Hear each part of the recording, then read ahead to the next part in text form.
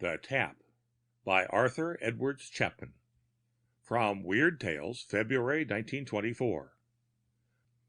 Read by Dale Grothman. The Tap by Arthur Edwards Chapman. Mentally, I cursed the tap.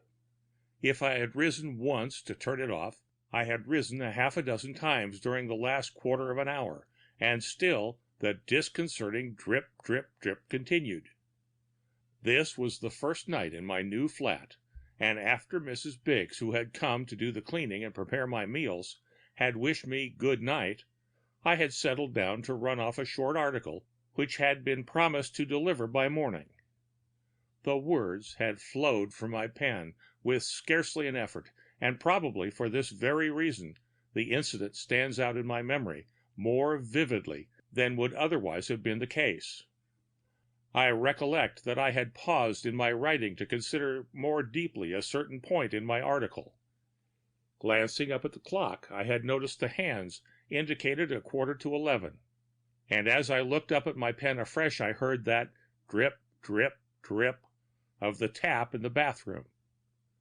For a few minutes I paid no attention to the sound and continued writing, but presently it became so loud and so insistent that I found myself counting the drops inconsistently. Drip, drip, drip. A loose washer, I said to myself. I'll get a plumber tomorrow. Rising, I proceeded to the bathroom and turned the tap off so far as I was able. Then I went back to my desk, but barely had I picked up my pen when the sound recommenced. Drip, drip, drip. I tried to ignore it, but without success. The very quietness of the building seemed to intensify the sound until to listen to it became painful. I must have gone at least 4 times to try to screw the confounded thing off, and as surely as I returned to my chair, believing I had fixed it, just as surely would that dripping begin anew. With an exclamation of annoyance, I rose to my feet once more. And then, suddenly, I became aware that the drip, drip, drip was changing slowly, gradually, to a full rush of water, as though someone were turning on the tap to its fullest extent. In surprise, I hurried to the bathroom, and as I approached the door, I heard the little window blow open with a loud bang, and a great gust of air enfolded me, air of so icy a coldness that I shivered involuntarily. Grumbling about the carelessness of Mrs. Biggs in leaving the window unfastened, I closed it hastily and made it secure, shooting home the tiny bolt that a previous tenant had for some reason placed on the bottom frame. After stopping the tap, which by some strange freak had turned itself on, I closed the bathroom door and returned to my work, with a renewed resolve to send for a plumber in the morning. It was some time, however, before I was able to concentrate again, for I kept breaking off to listen for that drip, drip, drip. I listened in vain, for the tiresome sound was not renewed, and, though I wrote for at least an hour longer, I did not hear it again that night. Next morning I put my resolve into practice, and in due course my friend the plumber arrived. After spending considerable time in the bathroom, he came in to report to me. "Didn't seem to be anything wrong, sir," he assured me. "But I put a new washer on, and it'll be right enough now, sir. I'll bob it again, though, just to see it's a-going proper." Apparently he was right, for I did not hear the tap at all during the day. Once, after Mrs. Biggs had gone, I visited the bathroom to inspect the job, and was quite convinced that the dripping would not cause me further inconvenience. Also, I took the opportunity of seeing that the bathroom window was securely fastened, and thus satisfied, I returned to my study. I had got thoroughly warmed up to my work and was totally oblivious to everything but the scratch of my pen as it sped along the smooth surface of the paper. All else seemed wrapped in quietness like that of a tropical night, a quietness paradoxically emphasized by a multitude of familiar sounds that, strangely enough, failed to impress themselves upon one's mind solely by reason of their very insistence. The ticking of the clock on the wall before me, the falling of an occasional coal from the grate. These and other commonplace noises served only to heighten the deadly stillness of my room. Then suddenly, as I wrote, I became conscious of a new sound, an accompaniment, it seemed, to the scratch of my pen. Drip, drip, drip. It pierced the silence like a rapier pierces a heart. It forced itself upon me so harshly that I dropped my pen and stuffed my fingers into my ears to shut it out. As I did so, I raised my head and found myself gazing with a feeling akin to fear at the clock. It was exactly 11:15. For an instant I started, and a cold shiver ran down my spine. Was it merely coincidence, or was there something uncanny about the tap? 11:15. Slowly, fearfully, I turned my head toward the door, half expecting to see some awful apparition come gliding through. Then I laughed, somewhat nervously, I must admit, at my childish dread, and got sharply to my feet. Hang it all! My nerves were all on edge. I was working too hard. A rest would do me. Drip, drip, drip. Nothing strange about that, surely, I thought. I would have it out with my friend the plumber, all the same. Meanwhile, I must try and check the dripping. As I entered the bathroom, the tap, seeming to protest against my interference, began to drip faster, and I reached out my hand to stop it. Then I felt a peculiar stinging, burning sensation of intense cold across the backs of my hands, as though someone were passing a piece of ice over them, and the knob of the tap began slowly to unscrew itself. It was weird, uncanny. I cannot adequately describe it. I tried to resist that unseen force, but was powerless against it. Nor could I withdraw my hands from the tap. They were numb with the icy coldness, and pressed as if by invisible fingers against the metal, while the screw slowly turned round and round before my very eyes, and the drip, drip, drip became a swift dribble. And then an awful, nameless terror took possession of me. I strove to flee, but could not. I turned my head away, but some strange power impelled me to return my gaze to the tap that kept on slowly turning. My heart beat madly against my ribs. I was hot and cold alternately. I think I went mad and struggled wildly to escape that horrible influence. Then, as the screw reached its limit and the water gushed forth, the little window suddenly was flung open, and an icy blast met me and sent me staggering back against the wall. For a minute I leaned there, striving to steady my racked nerves and collect my scattered wits. But now all was still and quiet, save for the rushing of the water. Mechanically I crossed to the basin and turned the tap off, afterward closing and fastening the window. Now I was able to think more calmly, and endeavored to probe the mysteries of this strange happening. But, try as I would, I could not explain it. I have always been a skeptic when spiritualism was concerned. And yet... The next day passed quite as usual, and though on several occasions I entered the bathroom, there was no indication of anything out of the ordinary about the place. The tap was behaving just like any self-respecting tap should. During the evening I received a visit from an old college chum, Ralph Gatrix.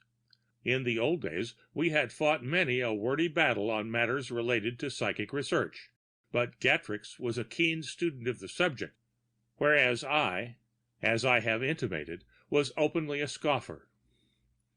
Remembering this, I took the opportunity of telling him of my experience of the previous night. When I finished my tale, Gatrix was silent for a space. Then he turned and looked at me queerly and said, rather irrelevantly, I thought, "Do you remember the Goldstone murder which created such a sensation some 6 months ago?" I said I had a slight recollection of the affair. A certain theatrical manager of the name of Goldstone had murdered his wife in a fit of jealousy, wasn't it? "Yes," Gatrix agreed slowly. "Well, the crime was committed in this flat." Now it was my turn to stare curiously. "In this flat?" I repeated, taking out my cigarette case and offering it to him. Gatrix nodded. "Let me refresh your memory a little," he said lightly. "This Goldstone was known to be insanely jealous of his young wife. It was said that he suspected her of being unduly interested in a certain actor who was then playing lead in Goldstone's company. Well, one night, a Sunday it was, Goldstone was returning to his flat when he passed the actor in the street. Immediately, Goldstone's jealousy was aroused. In his mind, there was but one explanation. His wife had taken advantage of his absence to receive her lover." "Oh, I seem to remember that," I interrupted. "It was proved afterward that the actor had just left some friends further up the street in whose company he had been all evening. Wasn't that so?" "Yes, you're right," Gatrix said. "But Goldstone didn't know that. All he thought of was the supposed faithlessness of his wife. His previous suspicions seemed to be more than justified. And he entered the flat with murder in his heart. His wife was just retiring and had gone into the bathroom for a glass of water, which she was in the habit of taking last thing at night. She had just turned on the tap, mark this well, and was reaching for the glass when Goldstone burst in upon her." Gatrix paused and glanced at the fireplace. "That would be some time just before 11, he said reflectively. "Just before 11," I shot the question suddenly. "That's the time the tap starts to drip." My friend nodded his head slowly and continued. "She hadn't time to fill the glass before Goldstone had her by the throat. You know the rest. A policeman heard her scream and forced an entry, but it was too late." He finished speaking and bent to poke the dying fire into a last despairing flame. I gazed at him half doubtfully. "I believe," he said deliberately, "that the spirit of the dead woman is seeking to complete the action which the mind conceived, but the body was unable to carry out." "You mean that thought upmost in the woman's mind when death overtook her was to obtain a glass of water, and that the spirit will not rest in peace until this thought becomes translated into action?" "Yes," he said, and then stopped short, listening intently. I had heard the sound also, and knew that the hour had come. Glancing quickly at the clock, I saw that it was 11:15, and as the drip, drip, drip slowly became louder, I felt something of that fear of the previous night returning. Gatrix rose sharply and flung his half-consumed cigarette into the fireplace, a strange, far-off look in his eyes. "Come," he said quietly. I followed him, not without some misgivings, to the bathroom. As he pushed open the door, my eyes instinctively sought out the tap, and I saw that it was slowly turning. For an instant, my friend watched in silence. Then suddenly he crossed to the basin and, taking a glass from the shelf above, held it under the tap, which now was running swiftly. Wonderingly, I watched him, shivering a little as I felt an icy wave pass by me. But Gatrix did not appear to notice anything, and, placing the glass, now full, on the basin, he came quickly to my side. "Watch," he said simply. Together we gazed at the glass of water, and then, with a shock, I realized that it was moving. Slowly, almost imperceptibly at first, it began to float upward as though raised by an invisible hand. Fascinated, horrified, I watched its upward course, and I think I would have rushed forward had not my companion held me back with a warning arm. Higher the glass went, and that invisible hand began to tilt it so that it seemed as if the contents must be spilled to the floor. No drop fell, however. Instead, I saw the water slowly disappearing, vanishing into the air, until the last drop was gone. I felt my head throbbing, my heart began to race. I could stand it no longer, and with a cry, I flung aside my friend's restraining hand and darted wildly forward. With a loud crash, the window burst open, and as I fell back before the fierceness of the inrush of air, the glass, freed from the invisible power, tumbled to the floor where it shattered in 100 fragments. With an effort, I calmed myself and turned to Gatrix, who was still standing with his back against the wall, a vacant look in his eyes and a faint smile of understanding and relief on his lips. What was it?" I stammered. "What does it mean?" Quietly he answered as he turned toward me. "It means that an unexpressed thought has become an actuality. The spirit will trouble you no more." My friend the plumber came, as he had promised, to see how his job had gone on. "Well, sir," he said, "I dare bet as how the tap ain't dripping now, eh?" I smiled thoughtfully. "No," I replied slowly, "it doesn't drip now."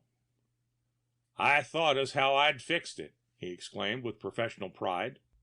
"What I don't know about taps ain't worth wasting breath on." The end of The Tap by Arthur Edwards Chapman.